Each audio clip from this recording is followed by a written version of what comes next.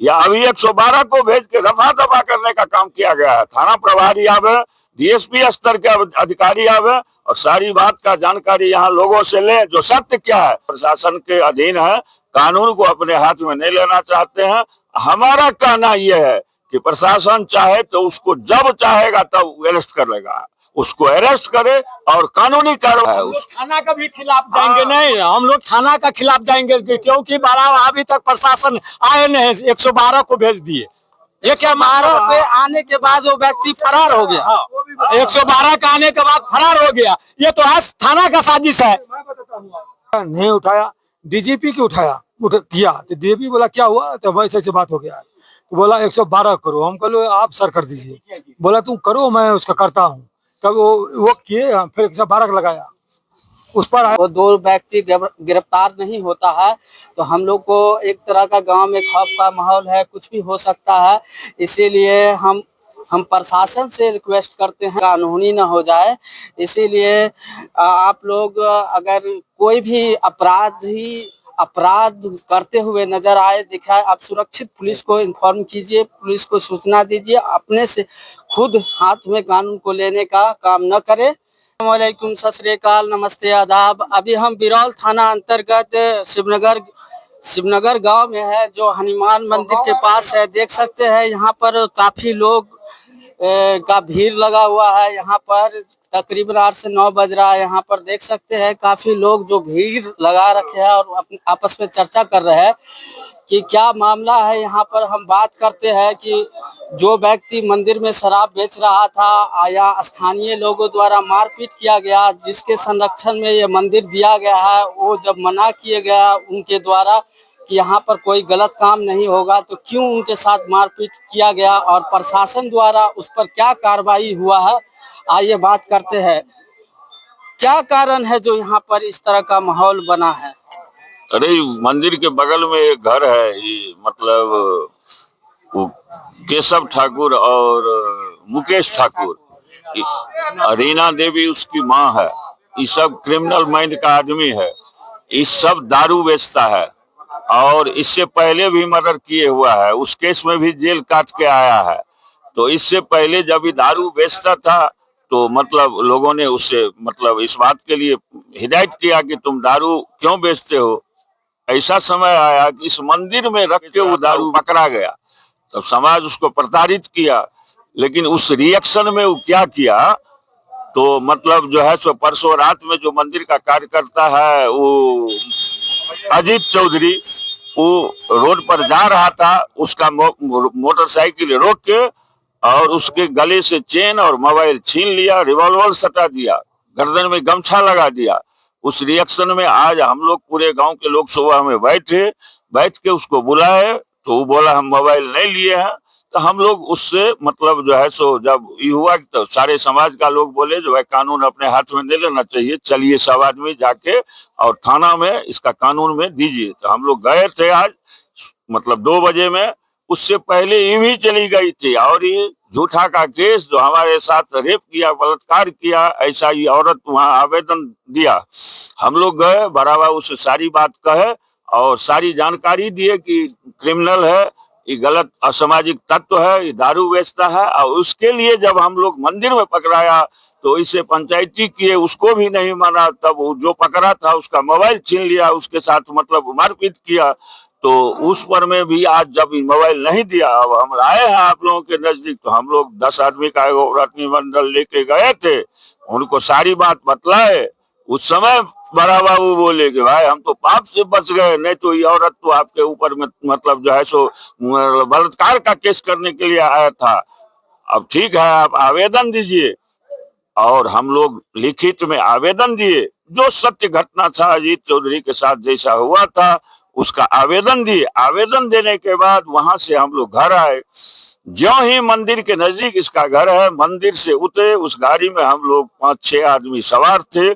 हमारा नाम जगन्नाथ मिश्र है और बिमलेश ठाकुर, इधर मतलब राजकुमार ठाकुर, रंजीत ठाकुर और अन्य लोग थे। वहां हम लोग ज्यों ही उतरे, फरसा, कट्टा और लाठी से दोनों भाई लैस था, उसका माँ भी था और तरातर लाठी बरसाने लगा। मेरे ऊपर भी लाठी लगा है, हमारा हाथ फटा हुआ है, देख लीजिए। मुझे माथ कपार पर चलाया, जो इधर पीठ पर लगा। विमलेश ठाकुर के ऊपर भी चलाया कत्ता, उधर मतलब रंजीत ठाकुर के ऊपर भी, मतलब वो उस समय ऐसा रूप था उसका कि जो सामने आता उसको खून कर देता। तब वो मार के हट गया। हम लोग थाना को फोन किए, थाना आया, वो दोनों तो घर छोड़ के निकल गया है, उसकी माँ को पकड़ के ले गया है। लेकिन यह स्थिति बहुत ही तनावपूर्ण है, वो बहुत क्रिमिनल माइंड का है। इस गांव में कभी भी कुछ हो सकता है, यदि उस दोनों को, और वो किसी को खून कर सकता है, ऐसा आदमी है। पुलिस इसको सीरियसली नहीं लिया है अभी भी। इसलिए हम लोग, आप मतलब मीडिया के हैं, आपके माध्यम से प्रशासन से आग्रह करते हैं फिर कि इस बात का सही छानबीन यहाँ उससे ऊपर थाना प्रभारी या अभी 112 को भेज के रफा दफा करने का काम किया गया है। थाना प्रभारी आवे, डीएसपी स्तर के अधिकारी आवे और सारी बात का जानकारी यहाँ लोगों से ले, जो सत्य क्या है। वर्तमान में मुखिया है, सरपंच है, इस गांव के जो अन्य लोग हैं, और उसके ऊपर में सही कानूनी कार्रवाई करें, नहीं तो यहाँ कभी भी कुछ हो सकता है। अगर नहीं होता तो प्रशासन के सामने समक्ष आने का काम करते, लेकिन प्रशासन को देखते ही वो भाग गया। क्या कारण है, ये कब से इस तरह का माहौल बना रखा है? उसका तो प्रमाण है कि हम लोग यहाँ मतलब इससे पहले भी उसके ऊपर में एक नहीं 3 मुकदमा है। उसका मतलब वो जो है मुकेश झा और मतलब वो केशव झा, उसका जो माँ है रीना देवी, वो भी जेल काट के मर्डर केस किया हुआ है। और वो लड़का भी केस मतलब जो है सो क्रिमिनल केस में जेल गया है, लूटपाट में। और मतलब ये सब क्रिमिनल माइंडेड है, वो तो अपराधी प्रवृत्ति का लोग है। कभी भी इस गांव में वो आर्म से रखता है, किसी को खून कर सकता है। कहते हैं इससे पहले भी पकड़ाया था बहुत सारे मामले में। तो यहाँ के कुछ लोगों द्वारा कहा जाता है कि उनको पैसे देकर वो छूट जाया करता है। हाँ, निश्चित रूप से उसको इससे पहले भी ऐसा हुआ है। और अभी जो स्थिति है, यदि प्रशासन उसके ऊपर में, हम इससे पहले भी आज आवेदन दे के आए हैं, जो पुराना जो घटना था और अभी भी जो हुआ है, वो सारी बात हम अभी जो आए थे प्रशासन के लोग, वो 112 का था, वो अपने पराबाबू को फोन किए थे, वो बोले कि ठीक है हम आ रहे हैं, लेकिन अपने नहीं आए, 112 को भेजे। ठीक है, उसको भेजे। हम लोग सारी बात का, हम लोग अभी भी प्रशासन के अधीन है, कानून को अपने हाथ में नहीं लेना चाहते हैं। हमारा कहना यह है कि प्रशासन चाहे तो उसको जब चाहेगा तब अरेस्ट कर लेगा, उसको अरेस्ट करे और कानूनी कार्रवाई करे, उसको सख्त से सख्त सजा होना चाहिए, जो भविष्य में ऐसा काम नहीं करे। नहीं गलत काम नहीं करे, मंदिर में शराब नहीं बेचे। समाज में उससे कोई व्यक्तिगत झगड़ा थोड़ा है, लेकिन अपराधी प्रवृत्ति का लोग है नहीं, तो तब तो हम लोग यहाँ समाज को कानून मॉब है। ये अभी मतलब हमारे साथ घटना हुआ, आप देख रहे हैं कि यहाँ 500,000 लोग जमा हुआ, रोड जाम हो गया। यदि हम इसको मैनेज नहीं करते तो उसका घर लूट लेता, आग लगाता, कुछ कर सकता है।